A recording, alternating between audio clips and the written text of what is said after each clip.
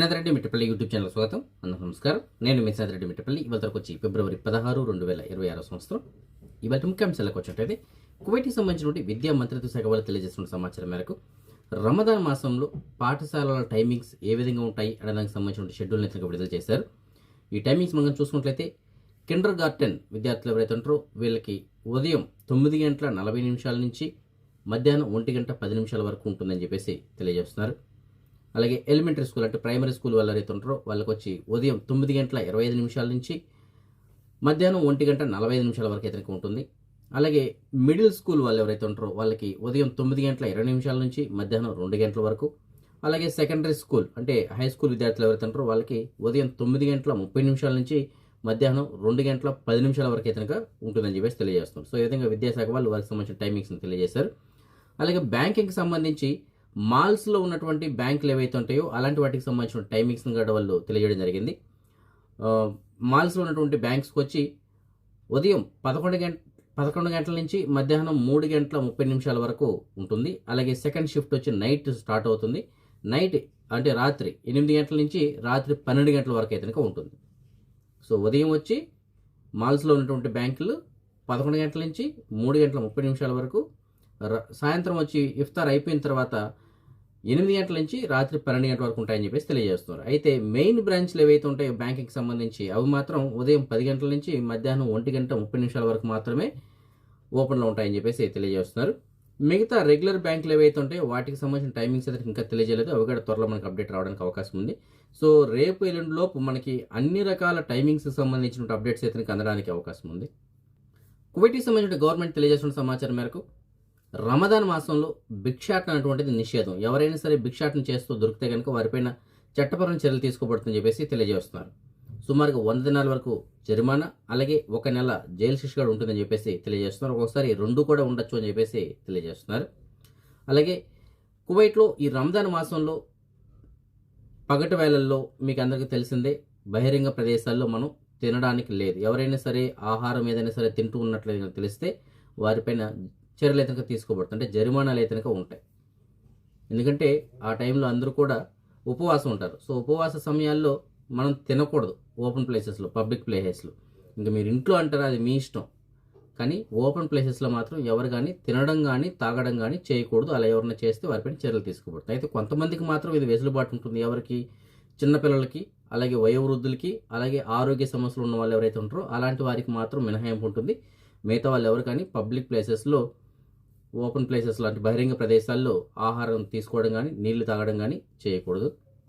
చాలామందికి ఒక డౌట్ అయితే ఉంటుంది.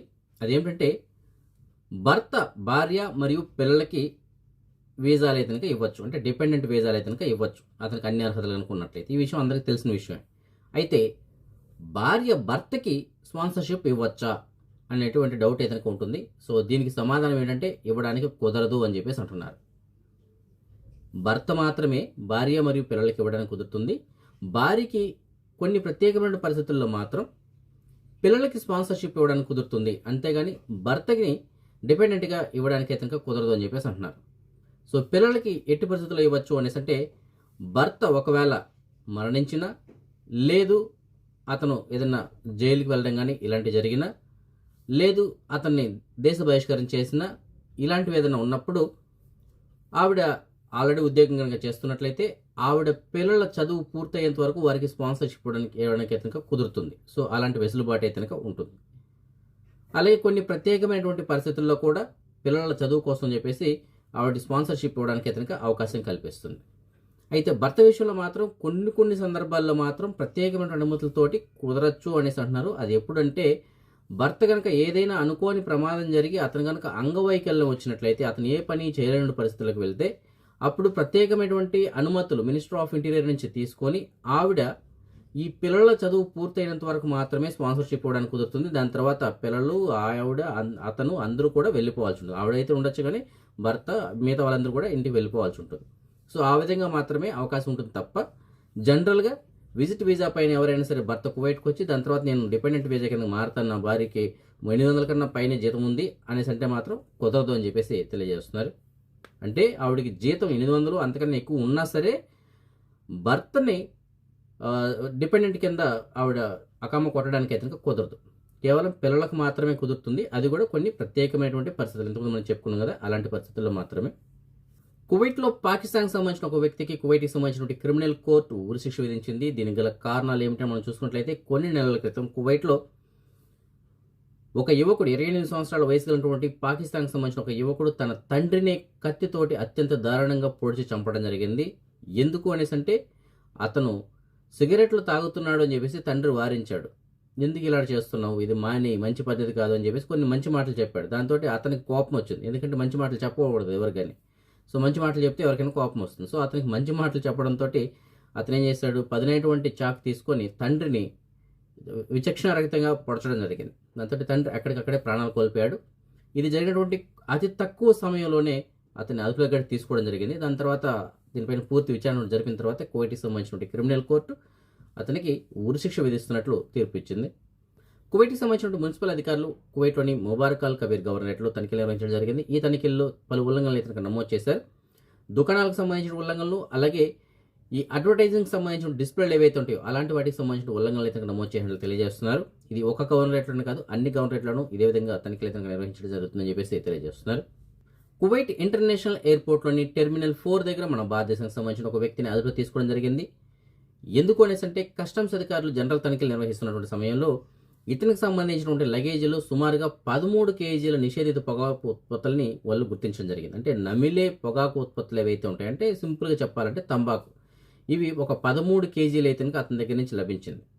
సో దాంతో అతను అదుపులో తీసుకున్నారు. చట్టపరమైన చర్యలు తీసుకోవడం కోసం సంబంధిత విభాగాలకు రెఫర్ చేశారు. సో మనం పదే వీడియోలో చెప్పడం జరుగుతుంది, ఎవరైనా సరే బయట దేశాల నుండి వస్తున్నప్పుడు కువైట్కి చాలా జాగ్రత్తగా రండి. ఎలాంటి వస్తువులు తేవచ్చు, ఎలాంటి వస్తువులు తేకూడదు అనేటువంటిది చాలా జాగ్రత్తగా మీరు గమనించి తీసుకొని రండి. ఎందుకంటే ప్రస్తుతానికి మాదద్రవ్యాలకు సంబంధించిన కొత్త చట్టాలు అయితే కువైట్లో అమల్లో ఉన్నాయి. ఈ కేసుల్లో దొరికితే భారీగా జరిమానాలు అయితే ఉంటాయి. మరణశిక్ష, జీవిత ఖైదు, అలాగే లక్షల జరిమానాలు అయితే ఉంటాయి. కాబట్టి ఇలాంటి విషయాల్లో మాత్రం కొద్దిగా జాగ్రత్తగా మీరు ఎలాంటి వస్తువులు తెస్తున్నారు ఏమిటంటే చూసి తెచ్చుకుంటే మంచిది.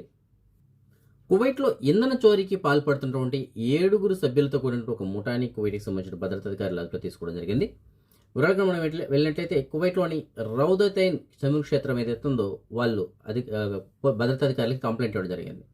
ఈ మధ్య కాలంలో మా చమురు క్షేత్రం నుంచి ఆయిల్ అనేటువంటిది దొంగతనం చేయబడతా ఉంది, ఎవరు ఏమిటనేటువంటిది మీరు నిఘా పెట్టి పట్టుకోవాలని చెప్పేసి వాళ్ళు కంప్లైంట్ ఇచ్చారు. దాంతో భద్రతాధికారులు నిఘా పెట్టి ఒక 7 సభ్యులతో కూడినటువంటి ఒక ముఠా అనేది అదుపులో తీసుకోవడం జరిగింది. వీళ్ళు ఇక్కడి నుంచి చమురు అనేటువంటిది దొంగలించి వాళ్ళు అబ్దల్లీ, ఇలాంటి సుబియా, ఇలాంటి ప్రదేశాలు అయితే తీసుకెళ్లి అమ్మడం జరుగుతుంది. సుబియా కాదు, సబ్రియా, అబ్దల్లీ ఇలాంటి ప్రదేశాల్లో ఎవరైతే వీటిని కొనుక్కోవడానికి రెడీగా ఉంటారో అలాంటి వారికి తీసుకెళ్లి అమ్మడం జరుగుతుంది. అలాగే వీళ్ళు ఆల్రెడీ అమ్మంగా వచ్చిన డబ్బులు ఏదైతుందో ఆ డబ్బులను కూడా వీళ్ళ దగ్గర స్వాధీనం చేసుకోవడం జరిగింది. ఈ 7 పైన చట్టపరమైన చర్యలు తీసుకోవడం కోసం సంబంధిత విభాగాలకు రెఫర్ చేశారు. కువైట్కి సంబంధించిన భద్రతాధికారులు ఖైతాన్ ప్రాంతంలో వీళ్ళు నిర్వహించినటువంటి ఆకస్మిక తనిఖీల్లో భాగంగా ఒక 11 మందిని అదుపులో తీసుకోవడం జరిగింది. నివాసం మరియు కార్మిక చట్టాన్ని ఉల్లంఘించిన వాళ్ళు ఎవరైతే ఉంటారో అలాంటి వారిని అదుపులో తీసుకోవడం జరిగింది. అలాగే ఒక వ్యక్తి మారు వేషంలో డెలివరీ బాయ్గా పనిచేస్తున్న వ్యక్తిని కూడా అదుపులో తీసుకోవడం జరిగింది. వీరందరిపైన చట్టపరమైన చర్యలు తీసుకోవడం కోసం సంబంధిత విభాగాలకు రెఫర్ చేశారు. మ్యాక్సిమం వీరందరూ కూడా దేశ బహిష్కరణ చేయడానికి ఆదేశాలు జారీ చేసినట్లు తెలియజేస్తున్నారు. కువైట్లో ప్రస్తుతానికి ఎవరైనా బంగారం కొనాలి అనేసి అంటే తప్పనిసరిగా కేనెట్ అయితే ఉండాలి అని చెప్పేసి మనందరికీ ఆ విషయం తెలిసిందే కదా. అయితే ఇప్పుడు మరికొన్ని రూల్స్ కూడా తీసుకోవడం జరిగింది. 3000 దినార్లు అంతకన్నా ఎక్కువ బంగారం ఎవరైనా కొనాలంటే మాత్రం తప్పనిసరిగా వాళ్ళు అదే షాప్లో ఒక ఫామ్ ఉంటుంది. ఆ ఫామ్ పైన వాళ్ళు డీటెయిల్స్ అయితే ఫిల్ చేయాల్సి ఉంటుంది, అలాగే సంతకం పెట్టాల్సి ఉంటుంది అని చెప్పేసి అంటున్నారు. ఆ ఫామ్లో 3000 అంతకన్నా ఎక్కువ వాల్యూ కలిగినటువంటి, అంటే 3000 దినార్లు అంతకన్నా ఎక్కువ వాల్యూ కలిగినటువంటి బంగారం కొంటున్నట్లయితే ఎవరైతే కొంటున్నారో అతని యొక్క సివిలిటీ కార్డ్ డీటెయిల్స్, అలాగే అతని అడ్రస్సు, అతని ఫోన్ నెంబరు, అతను ఏ పని చేస్తుంటాడు, అతనికి జీతం ఎంత వస్తుంది, ఇవన్నీ డీటెయిల్స్ అయితే దాంట్లో ఫిల్ చేయాల్సి ఉంటుంది. అలాగే ఆ వస్తువు ఎవరి పేరు పైన కొంటున్నారు, ఆ వ్యక్తి యొక్క పేరు ఏమిటి, ఈ పూర్తి డీటెయిల్స్ అయితే అందులో ఉండాలని చెప్పేసి అంటున్నారు. వీటితో పాటుగా ఒకవేళ ఏదైనా మనం చిన్న వస్తువులు కొంటుండి ఎవరికైనా గిఫ్ట్ ఇవ్వాలనుకుంటే, అంటే మనం సొంతానికి కొనుక్కునేటివి కొన్ని ఉంటాయి, గిఫ్ట్ ఇవ్వడానికి కొనుక్కునేటివి ఉంటాయి కదా. సో అదే ఎవరికైనా గిఫ్ట్ ఇవ్వడానికి కొంటుంటే దానికి సంబంధించిన డీటెయిల్స్ కూడా ఎంటర్ చేయాలని చెప్పేసి అంటున్నారు. ఎవరికి గిఫ్ట్ ఇస్తున్నాము ఏమిటి, వాటికి సంబంధించిన డీటెయిల్స్ కూడా ఎంటర్ చేయాలండి. సో ఈ విధంగా ప్రస్తుతానికి కొత్త నిబంధనలు ఎదురుగా తీసుకొచ్చారు. సో ఇలాంటి కండిషన్స్ పెడితే భవిష్యత్తులో మనం బంగారం కొనేటువంటి ఆశగడ పోయేలాగా ఉంది. ఎందుకంటే ఇన్ని కండిషన్స్ పెడితే బంగారం ఎవరు కొంటారు? దీని బదులు ఇంటి దగ్గర 10 రూపాయలు పోతే పోయిందని చెప్పేసి ప్రశాంతంగా ఇంటి దగ్గర కొనుక్కోవచ్చు. సో చూద్దాం భవిష్యత్తులో మరి ఇంకా ఎన్ని కొత్త రూల్స్ వస్తాయో, లేదంటే ఏదైనా వెసులుబాట్లు కల్పిస్తారో ఏంటనేది మరి చూడాలి. సో ప్రస్తుతానికి మాత్రం బంగారం కొనాలంటే కంపల్సరీ కేనెట్ ఉండాలి. అలాగే బంగారం కొన్నప్పుడు ఆ బిల్లు ఏదైతే ఉంటుందో ఆ బిల్లు కంపల్సరీగా అదే వ్యక్తి పైన ఉండాలి. సో తీసుకెళ్తున్న వ్యక్తి ఎవరైతే ఉంటారో అతని పేరు పైన బిల్లు ఉండాలి, అతని కేనెట్టే ఉండాలి, అతని బ్యాంక్ అకౌంటే ఉండాలి. ఇవన్నీ ఉంటేనే మనం బంగారం కొనుక్కోవడానికి అయితే కుదురుతుంది. 3,000 అంతకన్నా ఎక్కువ తీసుకెళ్తే మాత్రం తప్పనిసరిగా ఆ ఫామ్ గడ్ ఫిల్ చేసి సైన్ పెట్టాలి ఉండాలని చెప్పేసి తెలియజేస్తున్నారు. ముత్లా ప్రాంతంలో ఒక వ్యక్తి ఉరివేసుకొని ఆత్మహత్యకు పాల్పడ్డాడు. దీనికి సంబంధించిన వివరాలు మనం చూసుకున్నట్లయితే ఒక ప్రవాసీయుడు వాటర్ ట్యాంక్లో, కన్స్ట్రక్షన్లో ఉన్నటువంటి ఒక బిల్డింగ్లో ఉన్నటువంటి వాటర్ ట్యాంక్లో ఉరివేసుకొని ఆత్మహత్యకు పాల్పడ్డాడు. సో వాటర్ ట్యాంక్లో ఎలా ఉరివేసుకొని చెప్పేసి అనుకుంటున్నారు, అది ఖాళీగా ఉంటుంది కదా, ఎందుకంటే కన్స్ట్రక్షన్ జరుగుతుంది కాబట్టి అది ఇంకా ఖాళీగా ఉంటుంది. సో లోతుగడ చాలా ఎక్కువగా ఉంటుంది కాబట్టి దాంట్లో అతను ఉరివేసుకొని ఆత్మహత్యకు పాల్పడ్డాడు. అయితే అటుగా వెళ్తున్నటువంటి ఒక వ్యక్తి దీన్ని గమనించి, అంటే వ్యక్తి చెడువై ఉండడాన్ని గమనించి భద్రతా అధికారులకి సమాచారం అయితే అందించాడు. భద్రతా అధికారులు అలాగే ఫారెన్సిక్ డిపార్ట్మెంట్ అక్కడ చేరుకొని ఈ వ్యక్తి ఆల్రెడీ చనిపోయి చాలా సమయం ఇతనికి అయిందని చెప్పేసి గుర్తించారు. సో దాంతో ఆ బాడీని ఇతనికి ప్రస్తుతానికి ఫారెన్సిక్ డిపార్ట్మెంట్ తరలించడం జరిగింది. దీనిపైన దర్యాప్తు ఇతనికి కొనసాగుతుంది. ఆ వ్యక్తి ఎందుకు ఆత్మహత్య చేసుకున్నాడు, దీనికి గల కారణాలు ఏమిటి అనే దానికి సంబంధించిన పూర్తి వివరాలు మనకి భవిష్యత్తులో తెలియనుంది. బిల్ గేట్స్ గురించి మీకు అందరికీ తెలుసు కదా, ఆయనతోటి అపాయింట్మెంట్ ఒక 5 నిమిషాలు దొరికితే చాలు అని చెప్పేసి అనుకుంటూ ఉంటారు. 5 నిమిషాలు దొరకడం కూడా కష్టమే. సో అలాంటి బిల్ గేట్స్ ఇవాళ మన అమరావతికి చేరుకోవడం జరిగింది. సుమారుగా 5 గంటలకు పైననే ఆయన అమరావతిలో ఇతనికి గడపడం జరిగింది. సో మొత్తం ఆయన యొక్క పర్యటన ఇతనికి 8 గంటలు, అందులో 5 గంటలు అమరావతిలోనే ఉన్నారు ఆయన. సో పలు కార్యక్రమాల్లో ఇతనికి ఆయన పాలు పంచుకోవడం జరిగింది. అంటే మన ఆంధ్రప్రదేశ్ ప్రస్తుతానికి ఎలాంటి కార్యక్రమాలు చేపడుతుంది, డెవలప్ దిశగా ఏ విధంగా వెళ్తుంది, ఏఐకి సంబంధించిన టెక్నాలజీని ఏ విధంగా యూజ్ చేసుకుంటున్నాం, అలా ఇలాంటి వాటి అన్నిటిపైన చర్చించడం జరిగింది. అలాగే మనం ఈ వ్యవసాయ రంగంలో కూడా ఏఐని ఎలా యూజ్ చేసుకుంటున్నాం, ఇవన్నీ కూడా మాట్లాడడం జరిగింది. సో ఆయనకి ఘన స్వాగతం అయితే పలికారు. సో ఏదైనప్పటికీ ఆయన ఇక్కడికి రావడం అనేసి అంటే ఊరికే రారు, కంపల్సరిగా ఏదో ఒక విధంగా మనకి పెట్టుబడులు ఇతనికి భారీ స్థాయిలో రావడానికి అవకాశం ఇతనికి ఉంటుంది.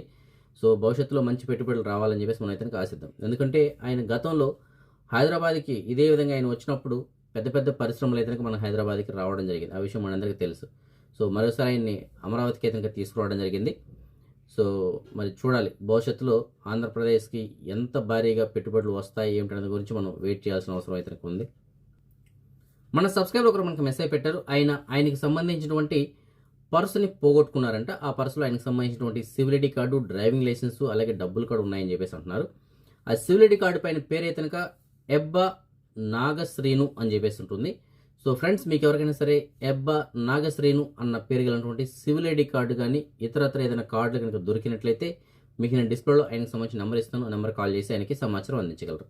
అలాగే ఇంకొక సబ్స్క్రైబర్ మనకి మెసేజ్ పెట్టడం జరిగింది. వీళ్ళకి ఒక పర్సు దొరికిందని చెప్పేసి అంటున్నారు. ఆ పర్సులో civil ID card, ATM card, అలాగే ఒక కంపెనీకి గేట్ పాస్ సంబంధించినటువంటి కార్డు కూడా ఉందన్నమాట. సో ఆ సివిల్ ఐడి కార్డు పైన పేరు కనుక సిద్ధార్థ దాస్ హరీష్ అని చెప్పేసి ఉంది. సో ఫ్రెండ్స్, మీకు ఎవరికైనా సరే సిద్ధార్థ దాస్ హరీష్ అన్నటువంటి ఆయన తెలిసినట్లయితే ఆయన తెలియజేయండి. ఆయనకు సంబంధించినటువంటి సివిల్ ఐడి కార్డు మీకు డిస్ప్లేలో ఒక నెంబర్ ఉంది కదా, ఆ నెంబర్ గల వాళ్ళ దగ్గర ఉంది, వెళ్ళి కలెక్ట్ చేసుకోమని చెప్పేసి చెప్పండి.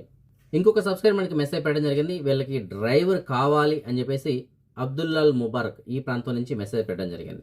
కువైట్ వాళ్ళలో పనిచేయడానికి కావాలని చెప్పేసి అంటున్నారు. తనాదుల పైన అకామగాడు మార్చుకుంటారంటే 130 నుంచి 140 దినాల వరకు జీతం అయితే ఉంటుందని చెప్పేసి అంటున్నారు. అలాగే వీళ్ళ దగ్గరే టెంపరవరీగా ఒక 2 నెలల పాటు పనిచేయడానికి డ్రైవర్ కావాలని చెప్పేసి అంటున్నారు. సో మంచి జీతం అయితే ఉంటుందని చెప్పేసి అంటున్నారు. దీనికి సంబంధించిన పూర్తి వివరాల కోసం మీకు డిస్ప్లే నేను వాళ్ళకి సంబంధించిన నెంబర్ ఇచ్చాను. నెంబర్ కాల్ చేసి పూర్తిగా కనుక్కొని మీకు నచ్చితే వెళ్ళి జాయిన్ అవ్వచ్చు. అలాగే ఇంకొక సబ్స్క్రైబర్ మనకి హవల్లీ ప్రాంతం నుంచి మెసేజ్ పెట్టడం జరిగింది. వీళ్ళకి డ్రైవింగ్ పని కావాలి అని చెప్పేసి అంటున్నారు. సో మీకు తెలిసిన చోట ఎక్కడైనా సరే డ్రైవర్ పని కనుక వేకెన్సీ ఉన్నట్లయితే అది కూడా ఆయనకి సూన్ వీజా కలిగి ఉన్నారు. సో సూన్ వీజా కలిగిన వాళ్ళకి ఎక్కడైనా డ్రైవింగ్ పని కనుక వేకెన్సీ ఉన్నట్లయితే మీకు డిస్ప్లేలో ఆయనకి సంబంధించిన నెంబర్ ఇచ్చాను. నెంబర్ కాల్ చేసి ఆయనకి సమాచారం అందించగలరు. ఇవాళ షేక్ లిహాన్ 2వ సంవత్సరం పుట్టినరోజు జరుపుకోవడం జరుగుతుంది. ఇంకా ఎవరైనా మన సబ్స్క్రైబర్స్ యొక్క పిల్లలు వాళ్ళ పుట్టినరోజు జరుపుకుంటుంటే వారికి కూడా నా తరపున అలాగే మన ఛానల్ సబ్స్క్రైబర్స్ అందరి తరపున పుట్టినరోజు శుభాకాంక్షలు. అదే మనం ఈ మనీ ఎక్స్చేంజ్ విషయానికి వచ్చినట్లయితే ప్రస్తుతానికి ఒక కువైట్ దినార్ మన రూపీస్లో సుమారుగా $294.24 ఉంది. బంగారం విషయానికి వచ్చినట్లయితే మాలియాలో ఉన్న సూకల్వతిలో ఉన్నటువంటి షాప్ నెంబర్ 121లో ఉన్న ఎఫ్కే జ్యువెలర్స్ వాళ్ళు మనకు అందించిన సమాచారం మేరకు 22 క్యారెట్ల బంగారం ప్రస్తుతానికి 1 గ్రామ్ ధర 45 దినార్ల 491 పిలుసుగా ఉంది. అదే 24 క్యారెట్ల బంగారం ఉన్న బిస్కెట్ రూపంలో బంగారం ప్రస్తుతానికి 1 గ్రామ్ ధర 49 దినార్ల 609 పిలుసుగా ఉంది. సో ఈ ఫ్రెండ్స్ ప్రస్తుతం అప్డేట్స్ రేపు రాత్రి 9 గంటలకు వచ్చిన వీడియోలో మరిన్ని అప్డేట్స్ తెలుసుకుందాం. అందరికీ సెలవు, జై హింద్. సో ఇన్సూరెన్స్ మటుకు తప్పకుండా కట్టుకుంటారు పాపం మీరు. Medical insurance, not life insurance. Life insurance, LIC అవి వేరే విషయం. బట్ మెడికల్ ఇన్సూరెన్స్ కట్టుకుంటే మీకు ఫ్యామిలీకి ఎంతో అక్కడికి వస్తుంది.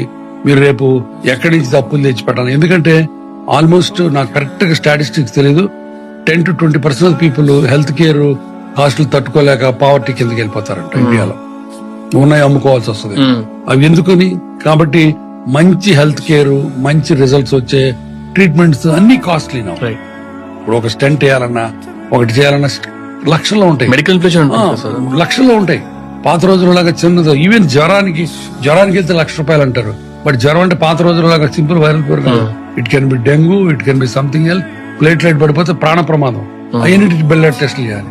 కాబట్టి ట్రీట్మెంట్ కాస్ట్లీ అయిపోయింది. అలాంటప్పుడు మనల్ని రక్షించేది ఇన్సూరెన్స్. సో తప్పనిసరి ప్రతి వాళ్ళు చేసుకోవాలి.